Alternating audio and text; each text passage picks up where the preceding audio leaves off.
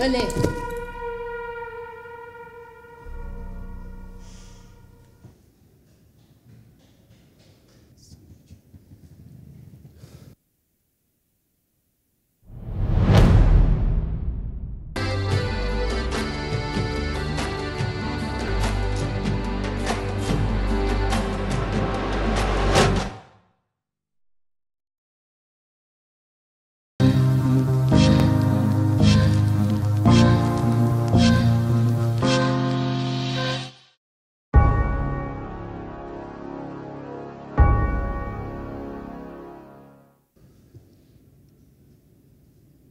Ça fait 10 minutes ma toog di la xool ngay nelaw rek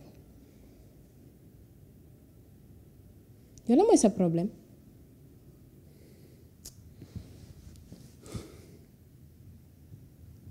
booy nelaw ma ne dafa am lu may xalaat kuy xalaat sax dina toog absenté ñu xam ne dafay xalaat mais yow da ngay nelaw te que def naa remarque boo xamante ne c'est la deuxième fois su ma ñëwee nii ngay def ngay absenté rek yow la mooy sa problème.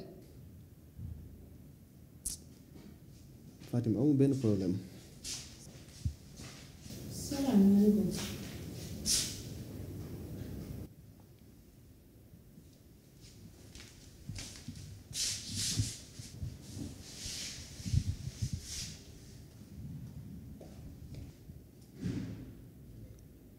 yow kii lu muy def fii.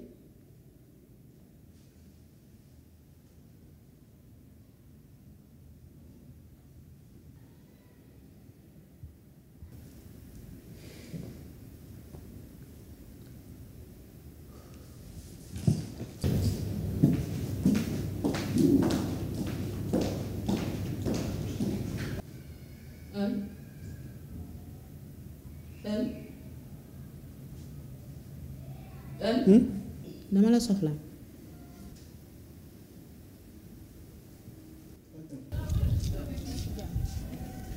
lan moo xewati naa ak sa waay da ngeen jotee.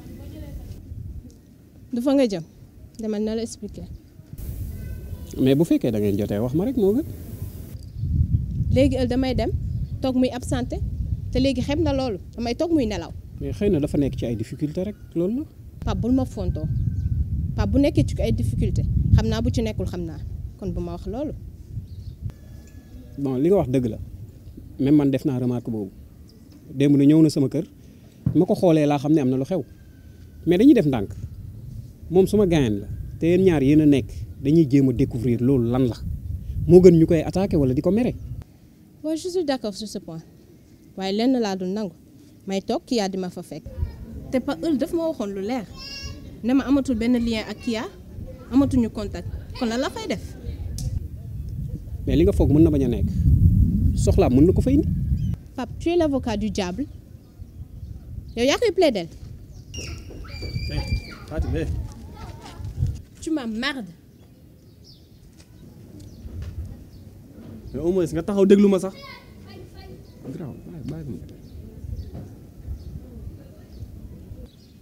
mais yow kii lan lay def sa gaale.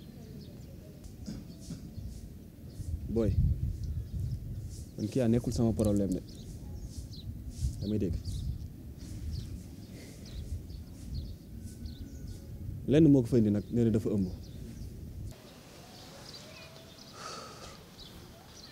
ëmb.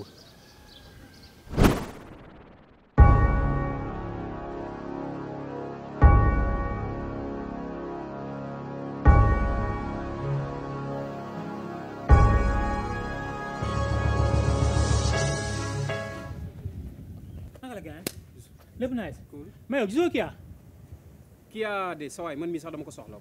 Kia de suba ba léegi ñu ngi koy woo téléphone mais kenn mënu fexe ba jot ko Kia de dañu doon waxtaan mais dafa mel ni kon ku ma doon tàggoo mu naan ma Boubacar dinaa la namu trop. sa waay Kia est-ce que dafa bëgg a xaru. xaru mais Kia la moo tax muy xaru.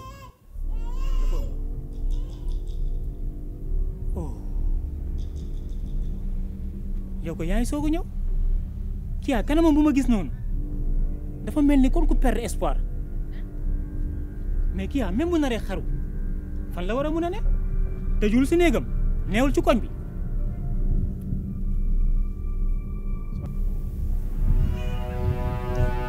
yaa ndox rek la ragal kaay.